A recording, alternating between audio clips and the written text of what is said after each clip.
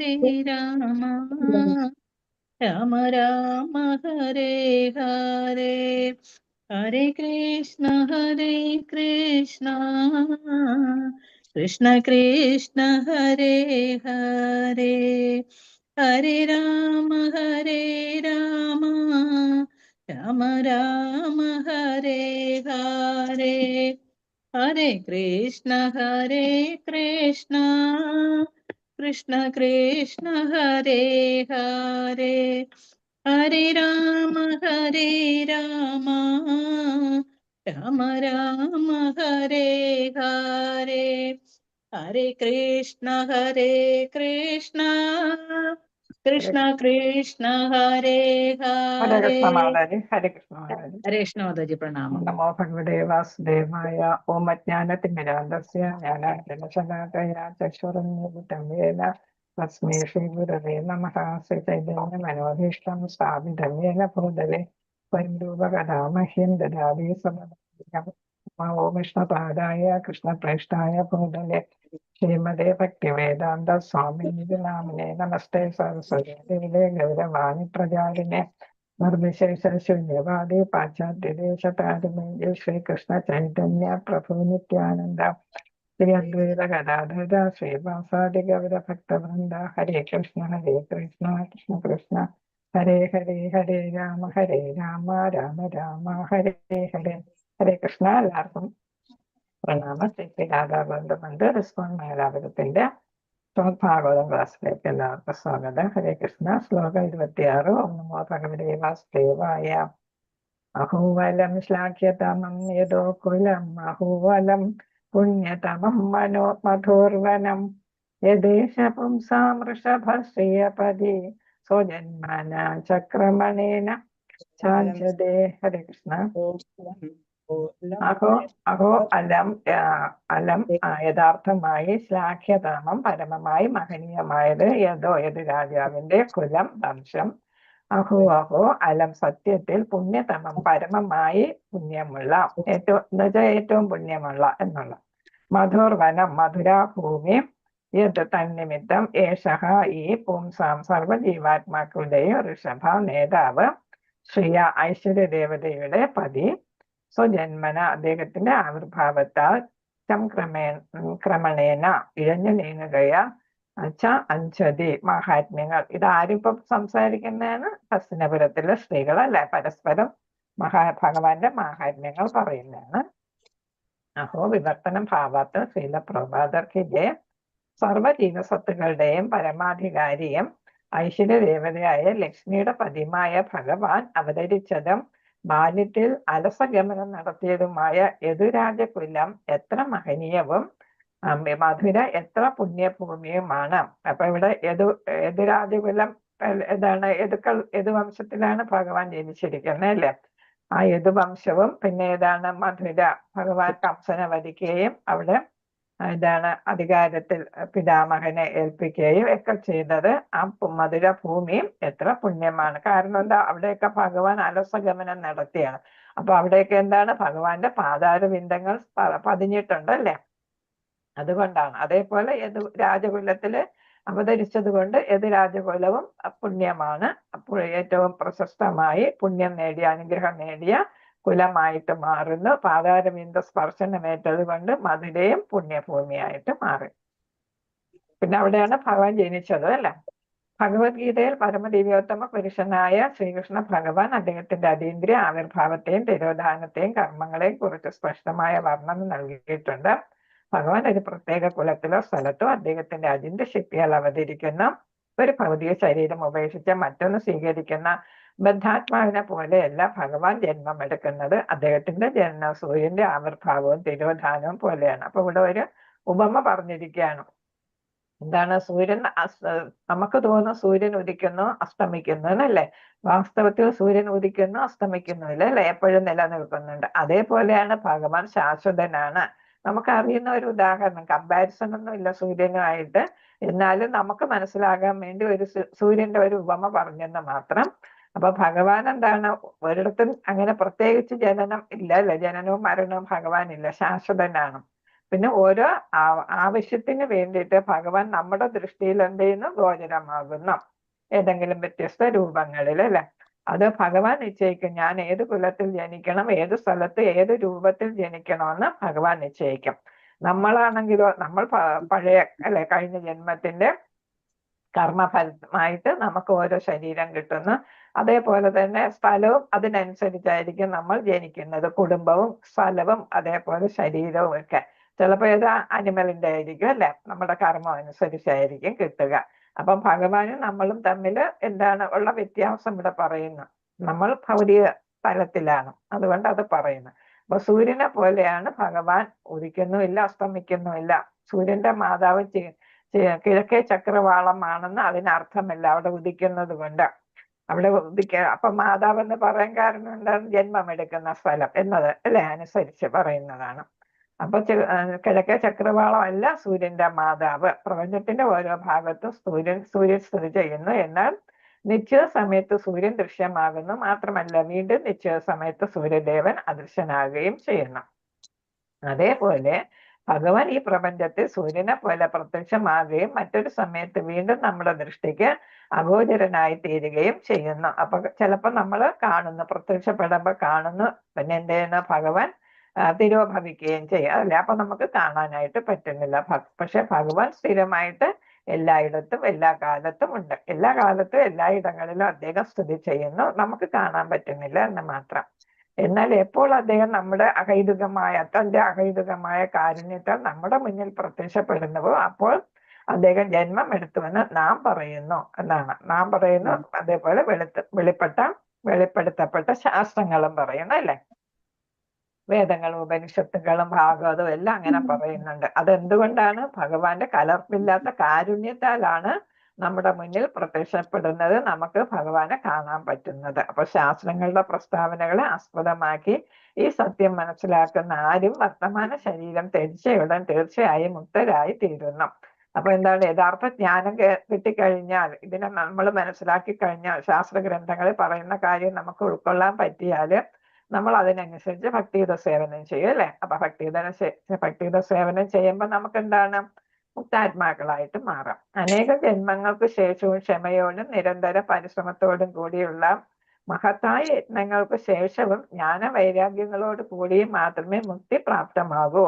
അപ്പൊ മുക്തി കിട്ടുക എളുപ്പമല്ല. എന്താണ്? അനേകം ജന്മങ്ങൾ, 84 ലക്ഷം യോനികളുണ്ടല്ലേ?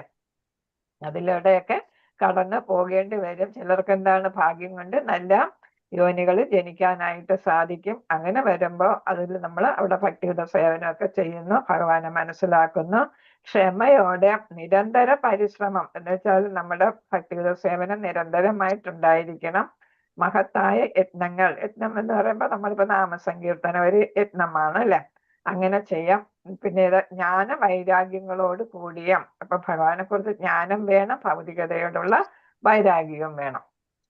അങ്ങനെയാണെങ്കിൽ നമുക്ക് മുക്തി ലഭിക്കുകയുള്ളൂ. അതേസമയം ഭഗവാന്റെ അടിയന്തര ജന്മകർമ്മങ്ങളെ സംബന്ധിച്ച് യഥാർത്ഥത്തിൽ ഗ്രഹിക്കുക വഴി മാത്രം ഒരുവന് തൽക്ഷണം മോക്ഷപ്രാപ്തി ഉണ്ടാകുന്നു. അപ്പൊ ഭഗവാനെ കുറിച്ച് യഥാർത്ഥ ജ്ഞാനം കിട്ടിക്കഴിഞ്ഞാൽ ആ ഭക്തൻ എന്ത് ചെയ്യുന്നു? ഭഗവാന് സേവനങ്ങൾ ചെയ്യുന്നു. അപ്പൊ അങ്ങനെ പെട്ടെന്ന് മുക്തിയും കിട്ടും. ഭഗവത്ഗീത 4:9 നിർണയമാണിത്. എന്നാൽ അജ്ഞതയുടെ അന്ധകാരത്തിൽ ഭൗതിക ലോകത്തിലെ ഭഗവാന്റെ ജനനത്തെയും കർമ്മത്തെയും സാധാരണ ജീവസത്തകളുടേതിന് സമാനമാണെന്ന് ചിലർ ധരിക്കും, അല്ലെ? അപ്പൊ എന്താണ്? എല്ലാവരും ചിലര് സമാനമെന്ന് ചിലർ ധരിക്കുന്നു. അങ്ങനെ അപ്പൊ ദുര്യോധന പോലെയുള്ളവര് അത്തരം വികലമായ നിർണയങ്ങൾ ആർക്കും മുക്തി പ്രദാനം ചെയ്യുകയില്ല. അങ്ങനെയുള്ള ചിന്ത വന്നാൽ എന്ത് കിട്ടത്തില്ല? നമുക്ക് മുക്തി നേടാനായിട്ട് സാധിക്കത്തില്ല. ഹരേ കൃഷ്ണ. തങ്കമാതാജി മ്യൂട്ട് ചെയ്തോളൂ. ഹരേ കൃഷ്ണ, ശബ്ദം വരുന്നു. ഹരേ കൃഷ്ണ. ആകയാൽ രാജാവ് യദുവിന്റെ വംശത്തിൽ വസുദേവ രാജാവിന്റെ പുത്രനായുള്ള ഭഗവാന്റെ ജനനവും മധുരയിലേക്ക് നന്ദമഹാരാജാവിന്റെ കുടുംബത്തിലേക്കുള്ള അദ്ദേഹത്തിന്റെ മാറ്റവും ഒക്കെ ഭഗവാന്റെ അന്തരംഗ ശക്തിയുടെ അതീന്ദ്ര ഏർപ്പാടുകളാണ്. അപ്പൊ മധുരയിൽ നിന്ന് മറ്റേ ഗോകുലത്തിലെത്തിയ കാര്യവും മധുരയില് എവിടെ വസുദേവ രാജാവിന്റെ ദേവകിയുടെ മകനായിട്ടൊക്കെ ജനിച്ചത് ഒക്കെ എന്തായിട്ട് വരുന്ന അന്തരംഗ ശക്തിയുടെ അതീന്ദ്ര ഏർപ്പാടുകളാണ്. ഭഗവാൻ ഇവിടെ അവതരിക്കാനായിട്ട് അങ്ങനെ ഒരു സിറ്റുവേഷൻ ഉണ്ടാക്കി എന്ന് മാത്രം. യദുവംശത്തിന്റെയും മധുരയുടെ നിവാസികളുടെയും ഭാഗ്യം ഭൗതികമായി തിട്ടപ്പെടുത്താൻ സാധ്യമല്ല. അപ്പൊ അത്രയ്ക്ക് ഭാഗ്യം ചെയ്തവരാണ് മധുരയിലെ ആളുകൾ എന്നാണ് വംശവും. ഭഗവാന്റെ ജന്മ കർമ്മങ്ങളുടെ അതീന്ദ്രിയ സ്വഭാവത്തെക്കുറിച്ച് ഗ്രഹിക്കുക വഴി മാത്രം അനായാസേന മോക്ഷപ്രാപ്തമാകുന്നുവെങ്കിൽ ഭഗവാന്റെ കുടുംബാംഗമായോ അയൽവാസിയായോ അദ്ദേഹത്തിന്റെ വ്യക്തിഗതമായ സംസർഗം യഥാർത്ഥത്തിൽ ആസ്വദിച്ചവർക്ക് എന്താണ് കരുതി വച്ചിരിക്കുന്നതെന്ന് നമുക്ക് സങ്കല്പിച്ച് നോക്കാം. അപ്പൊ എന്താണ്, അവിടെ ജനിക്കുക വഴി ഭഗവാനെ കുറിച്ച് മനസ്സിലാക്കുക വഴി, അതീന്ദ്രിയ സ്വഭാവത്തെ കുറിച്ച് മനസ്സിലാക്കുക വഴി തന്നെ എന്ത് കിട്ടുന്നു? മോശം എളുപ്പത്തിൽ കിട്ടുകയാണെങ്കിൽ ഏത് വംശത്തിലെ ഒരാളായിട്ടോ അല്ലെങ്കിൽ അയൽവാസിയായിട്ടോ അല്ലെങ്കിൽ അർജുനനെ പോലെ പാണ്ഡവരെ പോലെയുള്ള അടുപ്പം ഭഗവാനോട് ഉണ്ടാകുകയോ ചെയ്യുന്നവർക്ക് എന്തായിരിക്കും അവരുടെ ഐശ്വര്യം അല്ലെങ്കിൽ അവരുടെ മുക്തിക്ക് അവരെ സഹായിക്കുന്നത് എന്നൊക്കെ നമുക്ക് സങ്കല്പിച്ച് നോക്കാമെന്നാണ് പറയുന്നത്. കാരണം എന്താണ്, അതൊക്കെ സങ്കല്പാതീതം. അപ്പൊ അർജുനന് പാണ്ഡവർക്കെല്ലാം കിട്ടിയതും വിതുരർക്ക് കിട്ടിയതും ഒക്കെ മഹാഭാഗ്യമാണ് എന്നാണ്. ഭഗവാനുമായിട്ട് നേരിട്ട് ബന്ധപ്പെടാനായിട്ട് അവർക്ക് സാധിച്ചത്. ഐശ്വര്യദേവതയുടെ പതിയായ ഭഗവാനുമായി സംസർഗത്തിൽ ഏർപ്പെടാൻ തക്കവണ്ണം ഭാഗ്യം സിദ്ധിച്ചവർക്ക് നിശ്ചയമായും മുക്തി എന്ന് വിശേഷിക്കപ്പെടുന്നതിനേക്കാൾ അധികതരമായ ഒന്ന് പ്രാപ്തമായി. അപ്പൊ മുക്തിയേക്കാൾ ഉന്നതമായിട്ട് എന്തെങ്കിലും ഉണ്ടെങ്കിലും അതാണ് അവർക്ക് കിട്ടിയിരിക്കുക എന്നാണ്. അപ്പൊ സാധാരണക്കാര് ഭക്തിയിൽ തന്നെ ഭഗവാനെ കുറിച്ച് മനസ്സിലാക്കി കഴിഞ്ഞാൽ തന്നെ മോചനം കിട്ടും. പക്ഷെ എവർക്കെന്താണ്, മുക്തിക്കും അപ്പുറമായിട്ട് എന്താണ് ഉള്ളത് അത് കിട്ടും എന്നാണ് അവിടെ പറയുന്നത്. ആകയാൽ ആ വംശവും പ്രദേശവും ഭഗവത് കൃപയാൽ ഉചിതമാമണ്ണം നിത്യശ്രേയസ്കരമാകുന്നു. ഏത് വംശവും മധുരയും എന്നും എന്തായിട്ട് മാറുന്നു? നിത്യമായിട്ട് ശ്രേയസ്സുള്ള പ്രദേശമായിട്ടും വംശമായിട്ടും നിലനിൽക്കുന്നു. ഹരേ കൃഷ്ണ. ഓം നമോ ഭഗവതേ വാസുദേവായ. ശ്ലോകം 27. അഹോബദസ്വർയശസ് തിരസ്കരി കുശസ്ഥലേ പുണ്യയശസ്കരി ഭുവഃ പശ്യന്തി നിത്യം മിതനുഗ്രഹേഷിതം സ്മിതാവലോകം സത്യം സ്മ യത് പ്രജാഃ. അഹോബദസ്വർയശസ് തിരസ്കരി കുശസ്ഥലേ പുണ്യയശസ്കരി ഭുവഃ പശ്യന്തി നിത്യം അനുഗ്രഹേഷിതം സ്മിതാവലോകം സത്യം സ്മ യത് പ്രജാഃ. സ്വപതിം സ്മ യത് പ്രജാഃ. ഹരേ കൃഷ്ണ. അഹോബദ, എത്ര അത്ഭുതകരമാണിത്. സ്വയശസ്, സ്വർഗലോകങ്ങളുടെ യശസ്. തിരസ്കരി, പരാജയപ്പെടുത്തുന്ന. കുശസ്ഥലി, ദ്വാരക. പുണ്യം യശസ്കരി, പുകഴ്പെറ്റ. ഭുവ, ഭുവനം. പശ്യന്തി, ദർശിക്കുക. നിത്യവും ഏതെന്നാണോ ഇഷിതം, അനുഗ്രഹം നൽകാനായി. സ്മിത, അവലോകം, മധുരമായി മന്ദസ്മിതം തൂക്കി കടാക്ഷിച്ചുകൊണ്ട്. സ്വപതിയും, ജീവസത്തയുടെ ആത്മാവിന്, ശ്രീകൃഷ്ണന്. സ്മ, പതിവായി. യത് പ്രജഃ, സ്ഥലവാസികൾ, ആ പ്രദേശത്തിലെ ജനങ്ങൾ. സ്വപതി എന്നാണ്. ഹരേ കൃഷ്ണ. വിവർത്തനം ഭാവാർത്ഥം ശ്രീല പ്രഭാതിക്കിന്റെ ദ്വാരക സ്വർഗലോകങ്ങളുടെ യശസ്സിനെ പരാജയപ്പെടുത്തുകയും ഭൂമിയുടെ പ്രശസ്തി വർദ്ധിപ്പിക്കുകയും ചെയ്തിരിക്കുന്നു എന്നത് നിസ്സംശയം ആശ്ചര്യകരമാകുന്നു. അപ്പൊ ദ്വാരകയുടെ പ്രാധാന്യം ഇവിടെ എടുത്ത് പറയുന്ന എന്താണ്? സ്വർഗത്തിനേക്കാൾ മെച്ചമാണ് ദ്വാരക. കാരണം എന്താണ്? ഭഗവാൻ അവിടെ അവതരിച്ചു എന്നതുകൊണ്ട്. ദ്വാരകയിലെ നിവാസികളെല്ലാം ജീവാത്മാക്കളുടെയും ആത്മാവിനെ, അതായത് ശ്രീകൃഷ്ണനെ അദ്ദേഹത്തിന്റെ പ്രേമയുത ഭാവത്തിൽ സദാ ദർശിക്കുന്നു. അപ്പൊ ദ്വാരകാവാസികളുടെ പുണ്യം എന്താണ്? അവർക്ക് ഭഗവാന് എന്താണ്? പരമാത്മാവ് അല്ലെ, എല്ലാത്തിന്റെയും ആത്മാവായ ശ്രീകൃഷ്ണ പരമാത്മാവിനെ എന്ത് ചെയ്യാൻ സാധിക്കുന്നു? പ്രേമഭാവത്തിൽ എപ്പോഴും കാണാനായിട്ട് പറ്റുന്നു. അദ്ദേഹം അവരെ കടാക്ഷിക്കുകയും മധുര മന്ദസ്മിതങ്ങളാൽ അവരെ അനുഗ്രഹിക്കുകയും ചെയ്യുന്നു. അപ്പൊ ഇവിടെ എന്താണ്? വർഷങ്ങളോളം, പണ്ടൊക്കെ ആണെങ്കിൽ 1,00,000 വർഷമൊക്കെ ഉണ്ട്, പിന്നെ 10,000 ആയി അല്ലെ, 1000 ആയി. അപ്പൊ എന്താണ്? അതിനനുസരിച്ച് ഋഷിമാരും അല്ലെങ്കിൽ ആളുകളും ഭക്തന്മാരും ഒക്കെ എന്ത് ചെയ്യുന്നു? ഭഗവാനെ ദർശിക്കാനായിട്ട് തപസ് ചെയ്യുകയും ഒക്കെ ചെയ്യുന്നുണ്ട് അല്ലെ. അതേസമയം ഇതൊന്നും ഇല്ലാതെ ആര് കാണാൻ പറ്റുന്നു? ഭഗവാനെ നേരിട്ട് കാണാനായിട്ട് ആർക്ക് സാധിക്കുന്നു? ദ്വാരകാവാസികൾക്ക് സാധിക്കുന്നു. അത് മാത്രമാണ്, ഭഗവാന്റെ മധുര മന്ദസ്മിതങ്ങൾ അവരെ അനുഗ്രഹിക്കുകയും ചെയ്യുന്നു എന്നാണ്. അപ്പൊ അത്രയ്ക്ക് ഭാഗ്യമാണ് ആർക്ക് കിട്ടിയിരിക്കുന്നത്? ഈ ദ്വാരകാവാസികൾക്ക് കിട്ടിയിരിക്കുന്നത്. അപ്പൊ ഇത് കൂടുതലുണ്ട് ഭാവാർത്ഥം, വായിച്ചു തുടങ്ങിയ തീരത്തില്ല. അപ്പൊ നമുക്കിവിടെ നിർത്താം. ഹരേ കൃഷ്ണ വൻകൽപ്പതരൂപസ്യ കൃപാസിന്ധുഭേവച പതിരാജ പാവനേ. എട്ടരയുടെ ക്ലാസ് ഇല്ല. എന്നാലും ഇത് ഒരുപാടുണ്ട് മാതാജി, വായിച്ചാൽ ഇരിക്കുമെങ്കിൽ വായിക്കാം. ഇരിക്കാം മാതാജി. ഞാന് മറ്റത് ഷെയർ എട്ടരയുടെ ക്ലാസ് ഷെയർ ചെയ്തു മാതാജി. ഷെയർ നിർത്തിയിട്ടുണ്ടോ? നോക്കട്ടെ.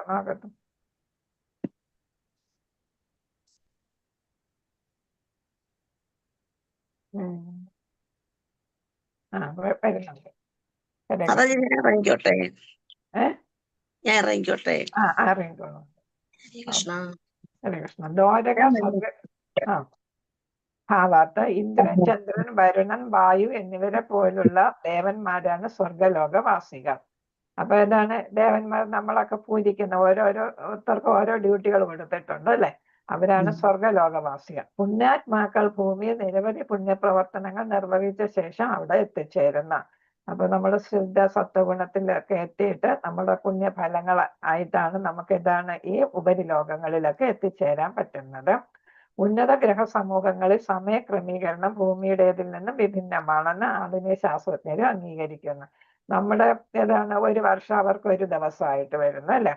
അപ്രകാരം അവരുടെ ജീവിത കാലയളവ്, അതുകൊണ്ടാണ് നമ്മൾ ബ്രഹ്മാവിന്റെ വർഷം ആയുസ് കണക്കാക്കുമ്പോൾ 311.04 ട്രില്യൺ മനുഷ്യവർഷം എന്നാണ് പറയുന്നത്. മനുഷ്യവർഷം എന്നാണ് അവിടെ പറയുന്നത്.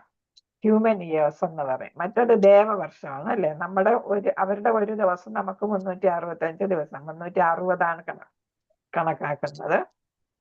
അപ്പൊ അത്രയ്ക്ക് വ്യത്യാസമുണ്ട്. അതുകൊണ്ടാണ് നമ്മൾ വർഷത്തിലൊരിക്കൽ നമ്മൾ ബലിയിടുന്നതൊക്കെ. 10,000 വർഷങ്ങൾ. അപ്രകാരം അവരുടെ ജീവിത കാലയളവ് നമ്മുടെ ഗണിതപ്രകാരം 10,000 വർഷങ്ങളാണെന്ന് വെളിപ്പെടുത്തപ്പെട്ട ശാസ്ത്രങ്ങളിൽ നിന്ന് നമുക്ക് മനസ്സിലാക്കാനായിട്ട് സാധിക്കുന്നു. ശാസ്ത്രങ്ങളിൽ നിന്ന് നമുക്ക് മനസ്സിലാക്കാം ഭൂമിയുടെ 6 മാസം സ്വർഗവാസികളുടെ ഒരു ദിനം എന്ന് വെച്ചാൽ ഒരു പകലും ഭൂമിയിലെ അതേപോലെ ആസ്വാദനത്തിലുള്ള സൗകര്യങ്ങളും അധികമാകുന്നു. എന്നുവെച്ചാൽ എന്താണ്? അവിടെ ദുഃഖങ്ങളൊന്നുമില്ല, ഭയങ്കരമായിട്ട് സന്തോഷിക്കാനായിട്ടല്ലേ? എല്ലാ ആസ്വാദനവും, ഇന്ദ്രിയ ആസ്വാദനം എല്ലാം ഇഷ്ടം പോലെ സാധിക്കുന്നതാണ്.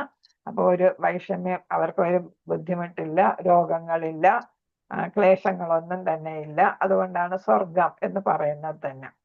പിന്നെ അവരുടെ സൗന്ദര്യം പ്രസിദ്ധമാണ്.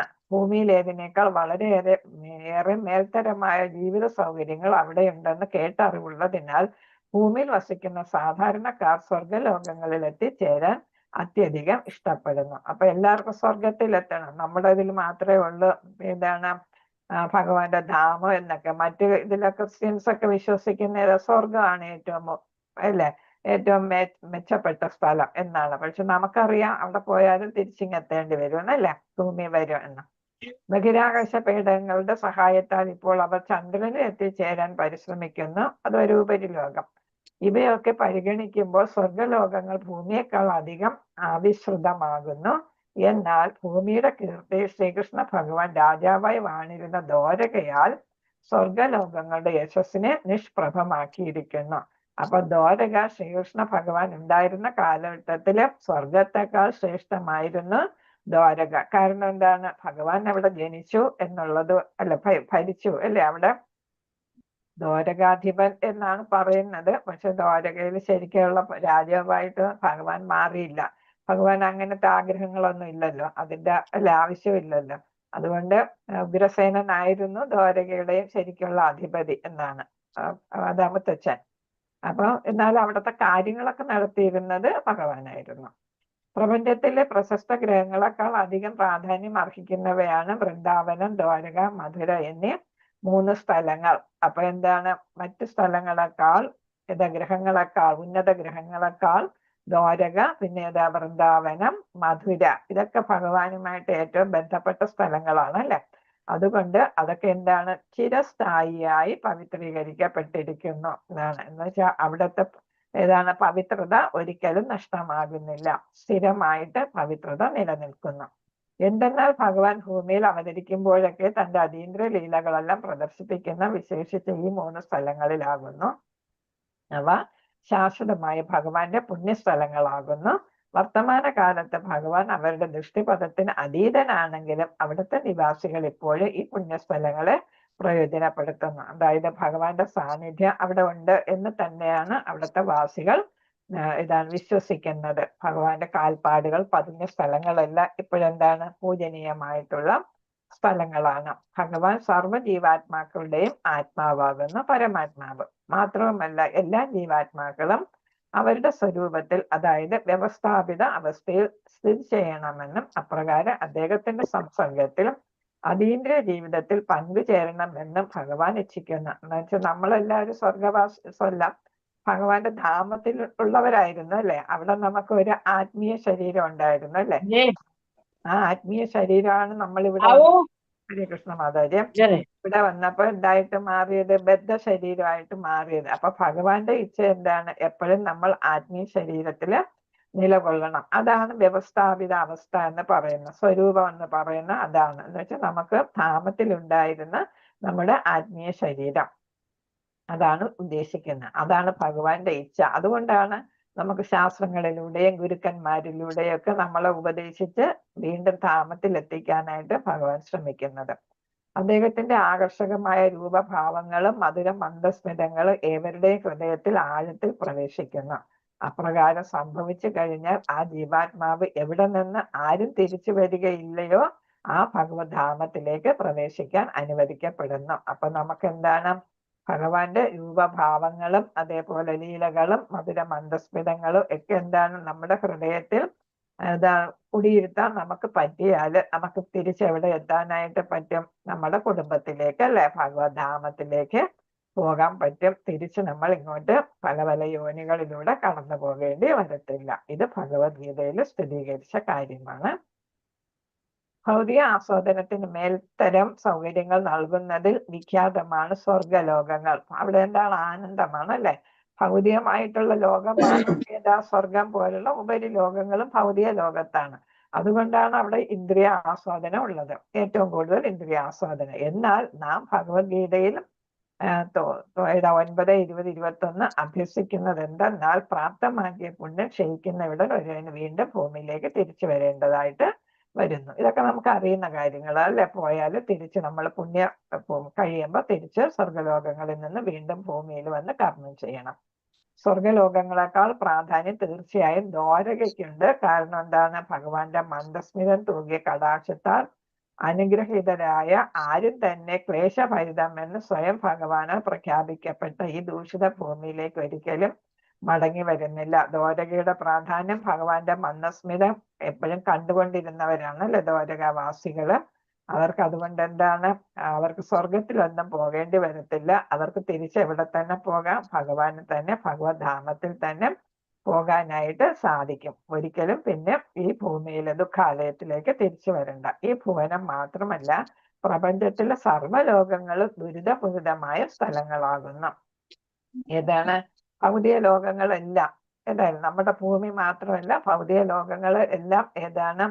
നമുക്ക് വീണ്ടും ദുഃഖത്തിലേക്ക് കലാശിക്കാം. എന്ന് വെച്ചാൽ പുണ്യം അവിടെ നമുക്ക് ദുഃഖം ഇല്ലെങ്കിലും പുണ്യം കഴിയുമ്പോൾ തിരിച്ചിങ്ങ് വരേണ്ടി വരും അല്ലെ. അപ്പൊ എന്താണ്? വീണ്ടും നമുക്ക് ദുഃഖം അനുഭവിക്കേണ്ടി വരും. അപ്പൊ ഭൂമിയിലുള്ള എല്ലാ ലോകങ്ങളിലും ദുഃഖമുണ്ട്. എന്തെന്നാൽ പ്രപഞ്ചത്തിനുള്ളിലെ ഒരു ലോകത്തിലും ശാശ്വതമായ ജീവിതം, നിത്യമായ പരമാനന്ദം, സ്ഥായിയായ ജ്ഞാനം എന്നിവയില്ല.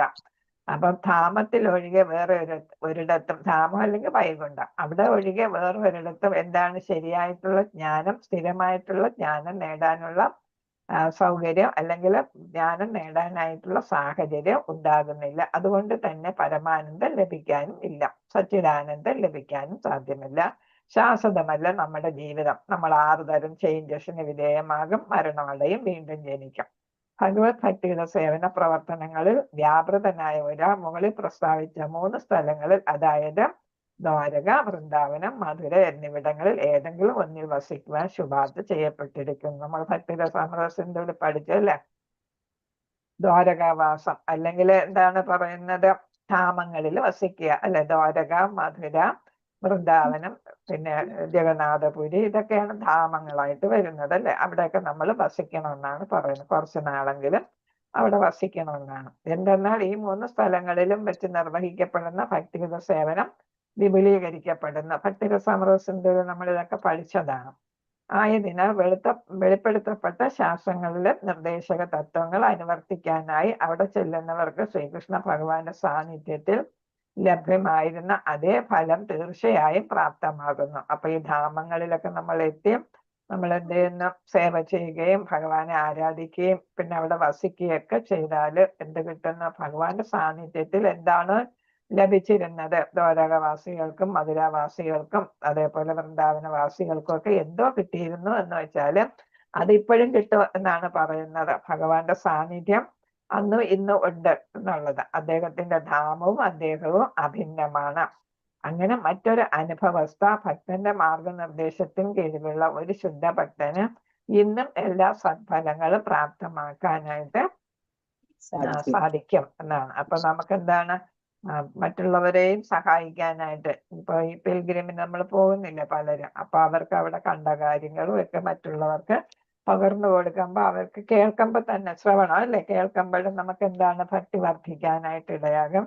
നമുക്കും അവിടെ പോകണം, കാണണം അല്ലെ, അവിടെ നമുക്ക് സേവനം ചെയ്യണം എന്നൊക്കെയുള്ള ഒരു തോന്നൽ എല്ലാവർക്കും ഉണ്ടാകാനും ഒക്കെ. അപ്പൊ അവരെയും മറ്റുള്ളവരെയും ഭക്തിയിലോട്ട് കൊണ്ടുവരാനായിട്ട് പോകാൻ ഭാഗ്യം കിട്ടുന്നവർക്ക് സാധിക്കും. അങ്ങനെ ഒരു സേവനം അവർ ചെയ്യുകയാണെങ്കിൽ സ്വയം ആസ്വദിക്കുകയല്ല, സേവനം സ്വയം അവിടെ ഭഗവാന്റെ അനുഗ്രഹം വാങ്ങുക മാത്രമല്ല മറ്റു ഭക്തരെയും കൂടെ അതിലേക്ക് നയിക്കാനായിട്ട് ശുദ്ധ ഭക്തർക്കും സാധിക്കും. ഇപ്പൊ പോകുന്നവരെല്ലാം മറ്റുള്ളവർക്കും അതൊക്കെ പകർന്നു കൊടുക്കുക. അങ്ങനെ എല്ലാവരെയും ശുദ്ധ ഭക്തരായിട്ട് ഭഗവാന്റെ സേവനം ചെയ്യാനായിട്ടും അങ്ങനെ ഭഗവാന്റെ അനുഗ്രഹം